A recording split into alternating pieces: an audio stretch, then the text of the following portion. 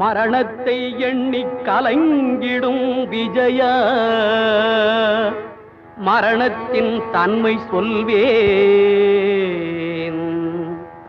மானிடர் ஆன்மா மரணமெய்தாது மறுபடி பிறந்திருக்கும்.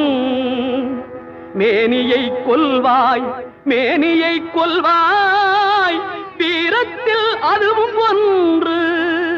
நீ விட்டு விட்டாலும் அவர்களில் மேனி வெந்துதான் தீரும் ஓர் நாள்.